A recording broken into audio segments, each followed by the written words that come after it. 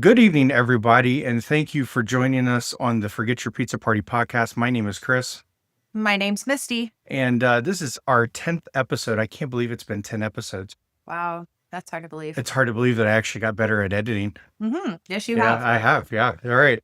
So tonight's episode is going to be over death. Yeah, our first deaths as healthcare employees. I think most of us, by a certain time period, most of us experienced some sort of death in our own families, in our own circles.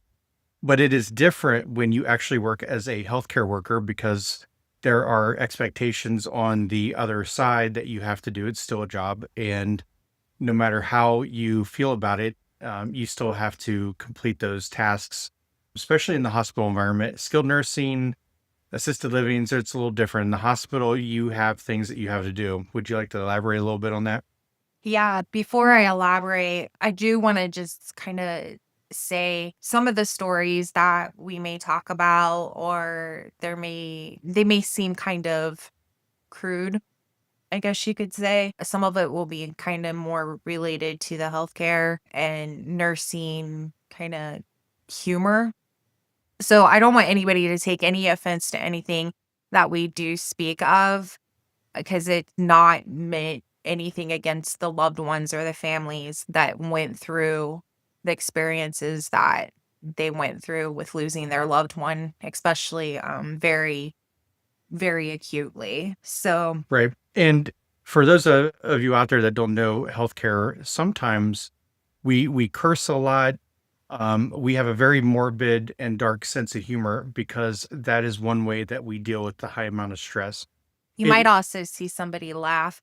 A lot of times it's a nervous laugh. It's a way to kind of hide or push off what you're truly feeling. So yeah, it is a thing laughing inappropriately. So it does happen, and sometimes that does get some of us in trouble with the family. They don't understand. All they're focused on, which they should be, is their loved ones. But I have seen people just laugh inappropriately when you're running a code. You're having a discussion while over, hey, how's your shift? How's lunch? What are you doing for lunch?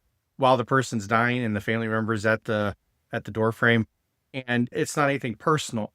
It's one, we do this for a living, and two, a lot of times it distracts us from what's really going on.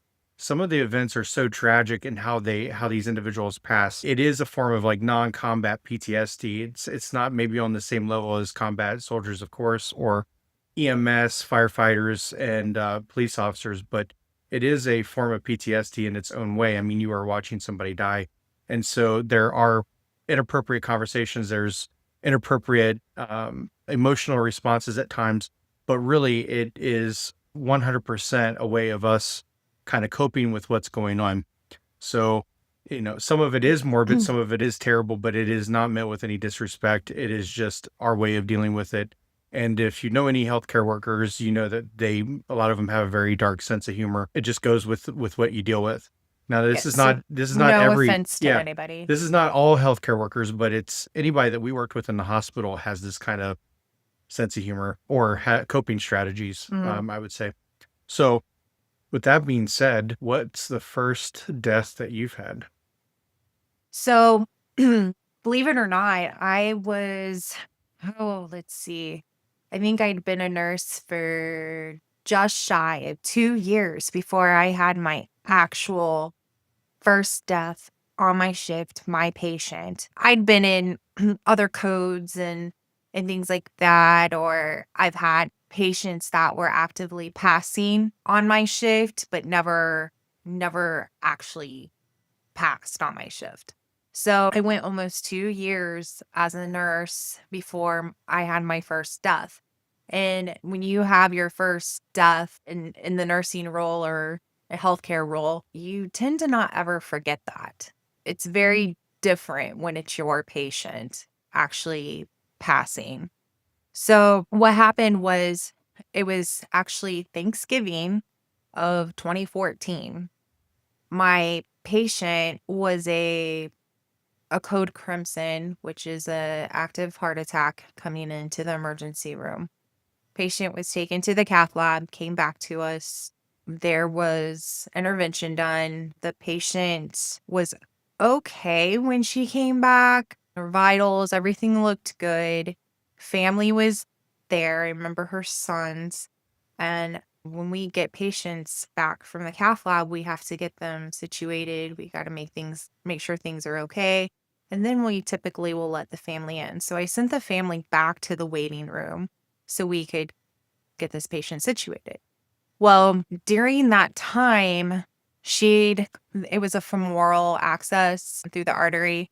So she was having some issues with bleeding. So we were trying to get that under control. And then we lost another IV, but the IV site was just bleeding, like bleeding. It was just very odd. These patients get a lot of anticoagulation, heparin, all kinds of stuff. So they're at more of a risk for bleeding. So it was just very odd though.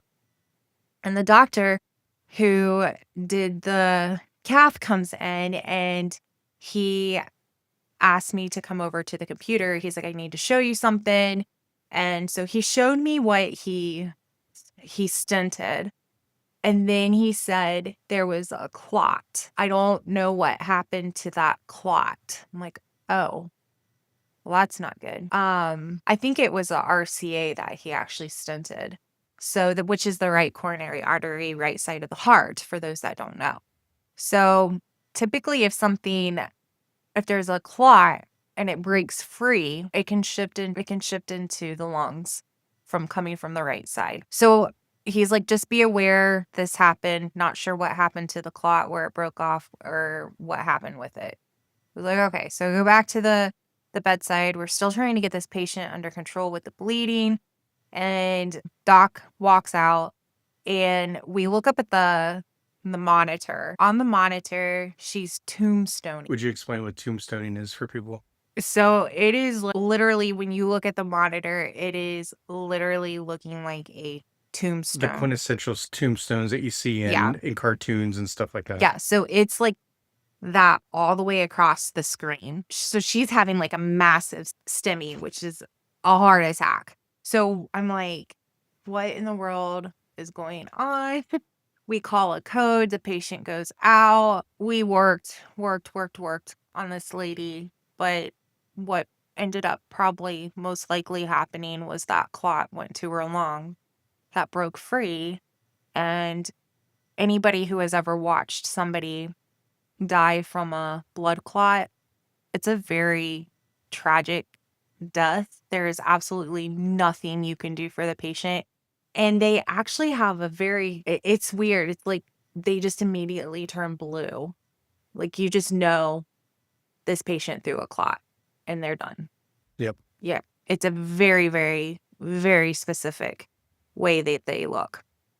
So we're trying to revive this lady, and the sons at that point come running back into our unit. They got in and they're standing there at the bedside like, what is going on? My mom was just talking, and we're trying to explain what they're seeing and trying to kind of remove them from the situation.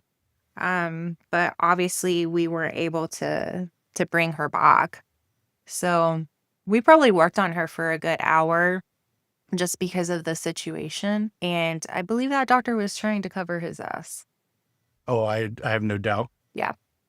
So, and needless to say, that was the last time I ever saw that doctor. So that was my first death. Would working as a nursing student in a level 1 trauma count as a first death, even though you're not technically a nurse? You were in that role though. I mean, you were doing things as a nurse. So my first, actually, it was a combination. I was finishing up my, I guess, ADN. What did they call those at our school? Like internships or Yeah, our final preceptorship internship. I was one of the top students in the class, so I got selection on where I wanted to go. I ended up going to a level 1 trauma center and working in the ED with a nurse that had been there for a while and was only there. She was on the trauma bay rotation within 2 or 3 days of me starting with her.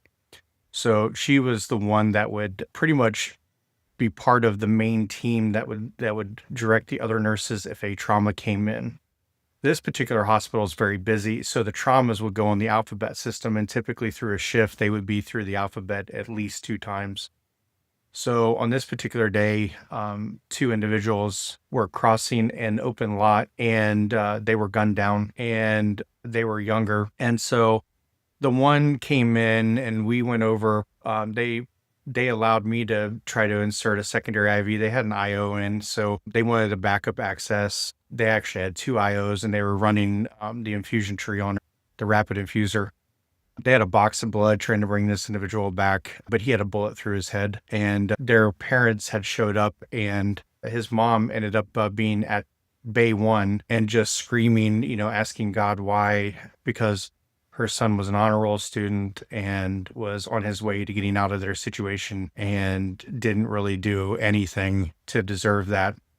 And he had ended up having 4 or 5 gunshots through him, and one of them was right through the cranial cavity, and it had bounced around and exited the back, and just a really, really traumatic way. He was dead on arrival, but we still worked on him because he was young. And then his friend, who was involved in some other activities outside of school, ended up, I think he got 9 shots, and he ended up bleeding out on the table.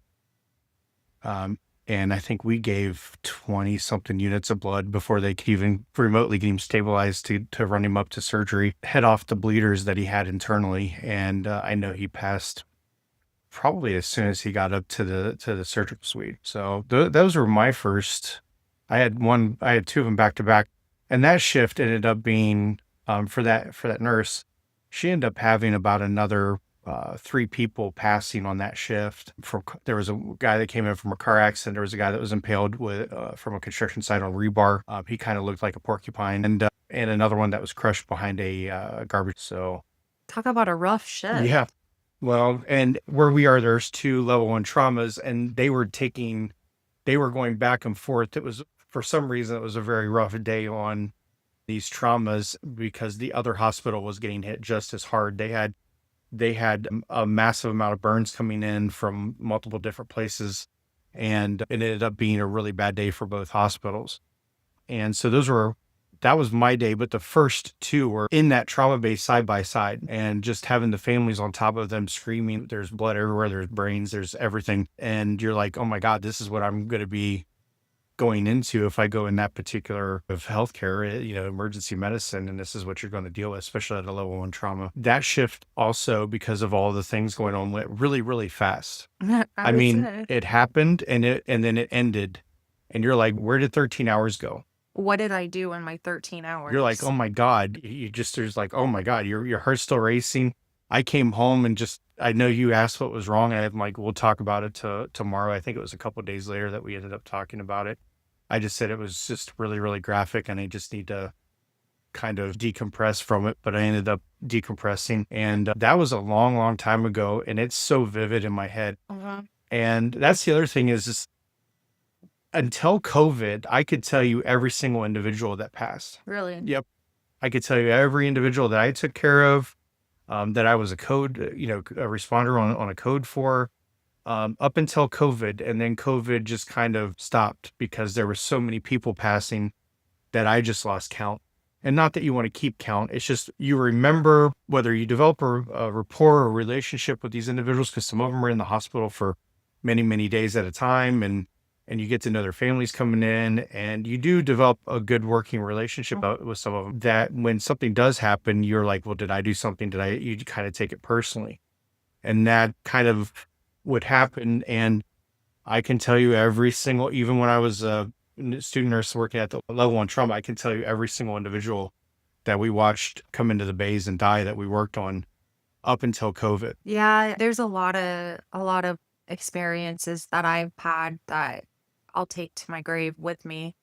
And you just remember it's either the experience or, like you said, it's the families, the patient, just all kinds of things that go into account. But unfortunately, when you're in healthcare, you have to be able to almost numb yourself in a way. And it's not that you're not human, you don't have emotion, but you're doing a job. So that's a really hard thing to do as a new nurse, is to put aside your emotion and do your job. Put aside the emotion that when you're seeing a mother or a son or a father or a spouse struggling with what's going on, but to be human, but also remove your emotions from it. Well, That's a hard thing to do. and you got to keep your emotions out of it, because Mhm. if you don't deal with it in that manner and you have a rough day where it's one event after another, you've got to have all of your critical thinking faculties about you, and you can't dwell on it because somebody else is there waiting for you to assist them. Mhm. And so if you're emotional and you're a basket case, you're actually inhibiting your team from providing the care that they need to, that's necessary for that next patient. So you have to develop a very thick skin. It does not mean that you're not empathetic and that you're sympathetic, but Misty is right. It is a job, and that person, you did what you could. Now it's time to move on for the next one. And if you dwell on it, we all dwell on it when we leave, but you can't dwell on it while you're working. You don't have time. Right. Because as one person is dying, another one's coming in. Yep. And that person may have a chance. Yep. That intervention may be just enough to get them over that hurdle and recover. And so that next person, that family may not have to go through the same situation that you just left. And so you're gonna give it your all. And then on your way home, you're gonna sit in your car driving a blank stare. You may go 10 miles under the speed limit with the radio off, and then get home and just park your car in silence and just sit there. Yeah. There's times I've done that, just trying to process what you experience. When you do a lot of coding of patients and you're watching these things happen, it's not that it becomes easier, it's just because you have trained your body how to react in those situations. But when you leave, did you ever struggle in your like personal life with when like family members or somebody close to you died? Did you struggle with like emotion? That's a really good question. Do not take this personally. Yeah. When your grandparents passed, Mhm. I loved them, but I wasn't as emotionally vested in them. I actually was more affected from seeing you be affected and your family being affected, but I didn't have that same sense of loss. When your dad passed, I of course felt that a little different, but it's not the same. I hate to say this. When we were in nursing school, I lost three grandparents literally in the same week, or two grandparents in the same week, and another family member Mm, who was a little bit more distant, but very involved with the family. But that was a really hard week. I still had my emotion. When we were in Cleveland working and I lost my grandma, who I was very, very close to, I really struggled. Like, I didn't cry. Like, I'm like, why can't I cry? It was like I was wanting to cry. And I felt guilty because I couldn't just get the emotion out. And I'm like, is this just because I have numbed myself and seen so much of this that, it robbed you of your emotion. yeah. Now, when my dad died, that's a different story. Yeah, but I don't I think think I was able to handle the emotion of everything that was going through with him when we were going through that whole process because it happened so fast.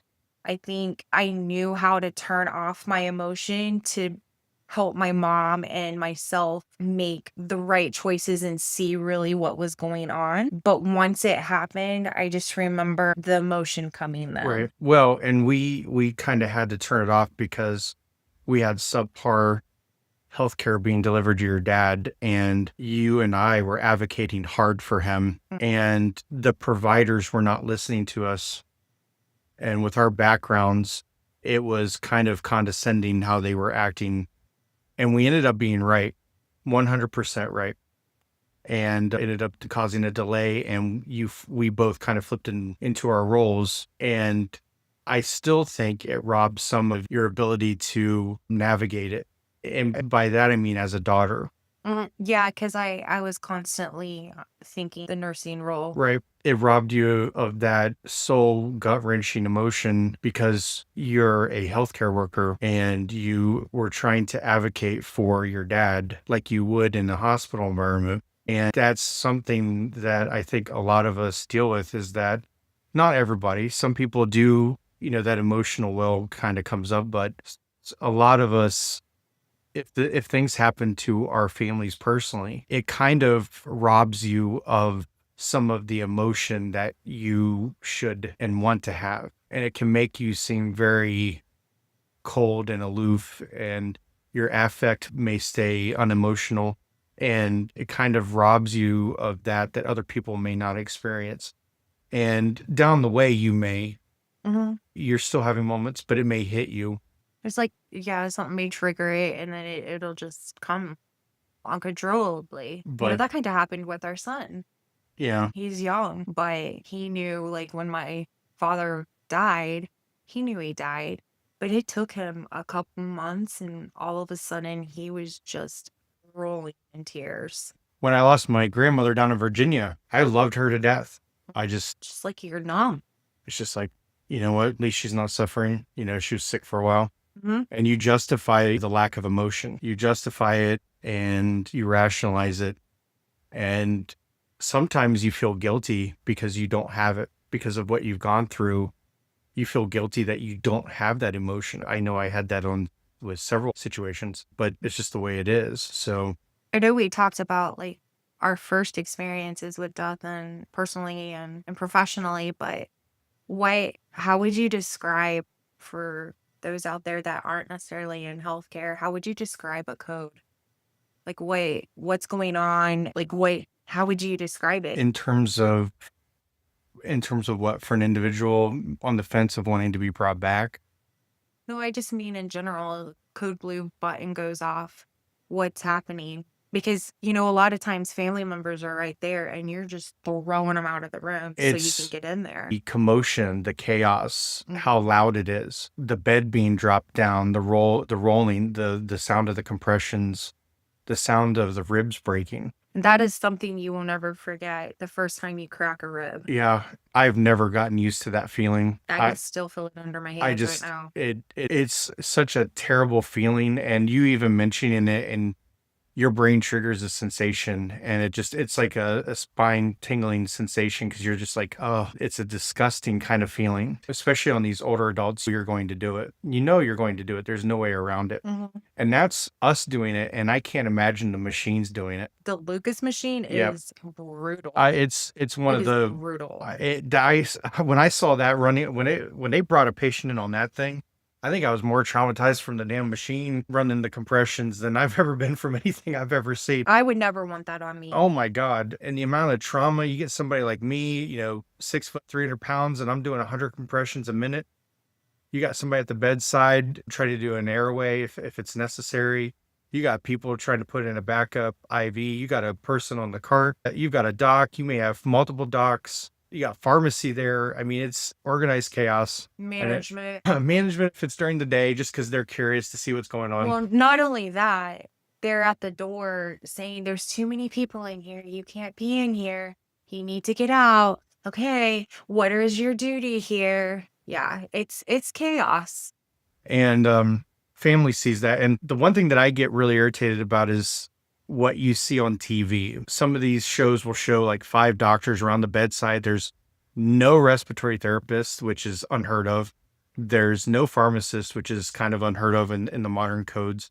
No nurse. There's no nurses, and the doctors are running compressions. It is the most laughable thing I've ever seen. I've only seen one doctor do compression. Yep. In my career, I think I've seen one, and he was a hospitalist, and he was doing his no, he was a resident.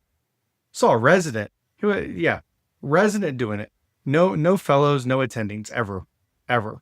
But on the shows, you'll see 5, 6 docs. They're doing compressions. They're talking to the family in a calm voice. There's no loud noises. It's all calm. And that is the furthest thing from reality. It is traumatic on the body. It's traumatic on the family. We're in there. We're sweating over the patient. We're bouncing the bed from doing compressions. The the code alarm is going off like crazy. It's just You chaos. have orders being shouted out. You have somebody trying to chart who's trying to figure out what you're charting because of what you did or what you're giving. Yeah. Yes, because God forbid you do something and then that person comes back and sues you for trying to save their life, Mhm. which is one of the most egregious things ever. And that has happened so many times. That's why we push code status on every admission we did in the hospital, Mhm. because we want to make sure that it's in there. Because if we do and we bring you back and you don't want to be brought back, we don't want to be sued. And family members, they don't understand what's going on, and they think, we did something, or they'll blame the nurse that was taking care of that patient, screaming, why didn't you take care of my dad? What did you do to my dad? Mhm. Or what did you do to my husband? Or what did you do to my wife? And that's going on. Or you'll have fights break out while we're doing a Oh, yeah. code. Or you'll have family members go down even, and Oh yeah, then you're pass having out. to help them and Yep. yeah. We had to do that a couple times. Yeah. Go find a bed and have another team on them while we're working on their family member. So, death in general is, you can have a peaceful death and be a DNRC. And you have this code going on and your whole team, your like all the other nurses, your aides, everybody's there. So then you have all these other patients that you're trying to Oh, somebody to kind of fly by and watch, and my then the favorite. falls Yep. happen Oh and my God. My favorite's when it's a shared occupancy room yeah, I didn't and have that. you're trying to move the patient that's alive out of the room and the beds barely fit. You may have like a quarter-inch Mhm. clearance between the bed and the wall because you know why? Modern medicine, modern hospitals having value jet where they cram as many people into the jet as they can. Mhm. That's your modern hospital. So you're trying to get these massive hospital beds that weigh hundreds and hundreds of pounds out with a person in them. They're all looking over like it's a car accident. They're driving by on the road, and what's wrong with him? Well, he's dying. So this patient might be out in the hallway while all the team is in there. Mhm. Their family is being shoveled out while we're in there. It's chaos. They're mad.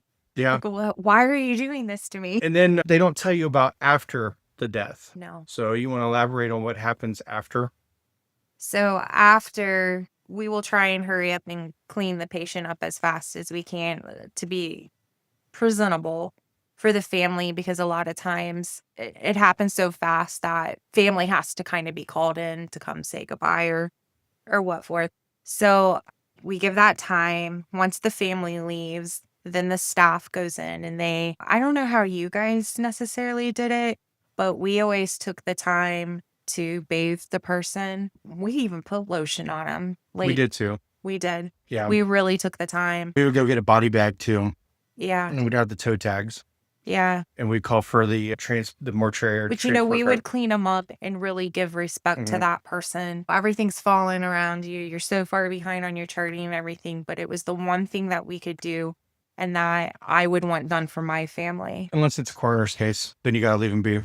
Yeah, And yeah, that but I mean, you can still make them look presentable though, but we always try to take the time to respect the person Yeah, and but you gotta leave the easy tubes in, IVs, yeah, everything. right. So But what else happens? We have to call Life Bank. We have to have an awkward conversation with the family to find out if they're organ donors. well, that's the physician's job. They should, not they don't always call. That is the physician's job. Well, we would call nurses, we would always call Life Me. But we were a little bit of a different situation because a lot of our cardiac arrests that would come in, if we were going to do hypothermia or whatever, they were an automatic call out to Life Bank, the organ donation center. You would have to make that call. Your physicians are supposed to call the coroner, but they don't always do that. So you, as a nurse, might be stuck doing that. Gotta call the attending. Call the attending, let them know that their patient passed. Sometimes it was a battle of who was going to sign the death certificate, Oh my God, yeah. It usually defaults to PCP, usually. but in the hospital environment, if they pass, a lot of times the PCPs don't know what they pass from. So they default to the hospitalist or the attending. A lot of times the attendings don't want to sign it. The one thing that I always hated, because it's awkward, unless your family comes in and says, hey, we know where we want the body, we know what we're going to do, what our plans are from leaving here. That's easy. But when somebody dies unexpectedly And they don't have plans. and they don't have plans, you're going in and you have to ask, hey, I'm sorry for your loss. I know this is very hard and tragic right now, but when you guys leave, where would you like the body to go? Have you guys thought about any plans? That's a really hard conversation. Yes. It's very awkward. Because they're not only are they grieving the loss of their loved one And now they're now, planning. and then some of them can't afford it Right. and they don't know where to send them. And it's just, might have a person that gets transported down to the hospital morgue and they might be there for 1 or 2 days. Mm-hmm. Some families can't even afford to even Cremate or cremate or anything. So it's just a mess. Well, sometimes it can be a mess. So pro tip, get your advanced directives done and have your funeral arrangements pre-made. Yeah. So your family Pre-planned. pre-planned. And we always say, figure out what you want done. Make it easy for your family. Have it laid out.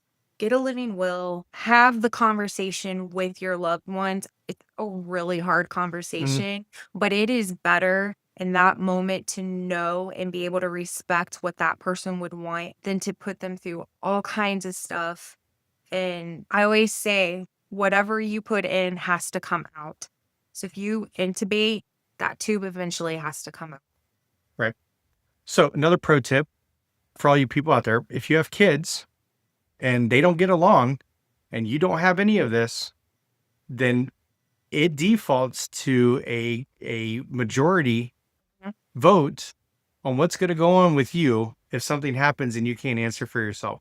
So get a healthcare power of attorney and have your advanced directives and have your wishes known and pick the most stable, rational human being of your children to make that decision. If you pick the one that can't, that spends money and is emotional basket case, Or wants to keep you alive forever. or wants to keep you alive because they're getting a paycheck or something else, don't pick that person. Pick the most stable, rational human being you can out of your family to be your healthcare power of attorney, because that person's going to make the decision if you can't make it for yourself on what you would want in their mind. So if you've never had a discussion with them and they say, yeah, my sister wanted it to be this, or my dad wanted to be that, or mom wanted this, that's what they're going to do. Just a pro tip on that one. How's your mental health because of all this? Mental health it's hard. Working in a ICU setting, we see you're getting patients who are near death, have died, and now you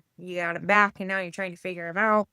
Or, there's only two ways when you come see us. It's either up to the floor or it's 6 feet under. Or you're discharged home. Yeah. So, it's hard. I will say it was hard prior to COVID, but we'll have a conversation about COVID and things that I've got a lot of stories. So a lot of my mental health and my PTSD comes during that time more than anything, because that's when I've seen the most stuff and some of the worst situations ever in my career. All right, everybody. So we always end a segment by saying you are more than your job.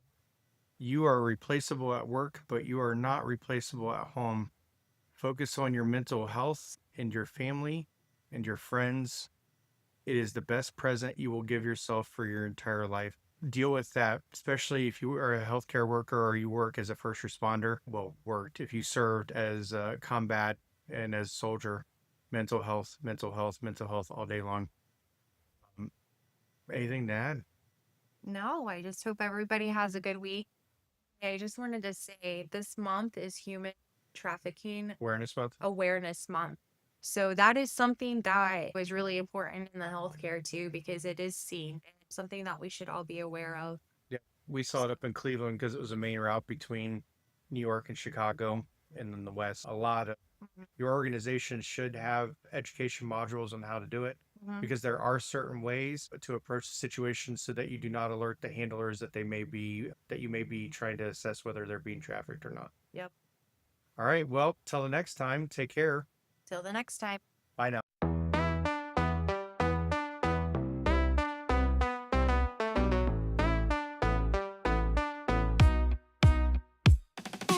Healthcare heroes on the grind, underappreciated. Weekend comes, but the pizza's not celebrated. Managers order, they just can't seem to get it right.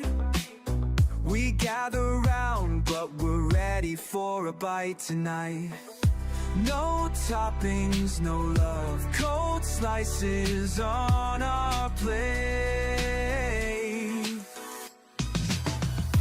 Pizza party, let the podcast begin. Healthcare warriors, let the laughter spin. Through terrible toppings and grease that we dread, we'll keep this conversation alive instead. Chit chat, laughter, it's our weekly unwind. But this cardboard crust feels like a sinister sign. Heartfelt stories wrapped in cheesy regret. As workers unite over this pizza we fret. A slice of happiness, more like a slice of pain. Pizza party, let the podcast begin. Healthcare warriors, let the laughter spin. Through terrible toppings and grease that we dread, we'll keep this conversation alive instead. So here's to the workers, may your pizza improve. Together we'll rise and we'll make our groove.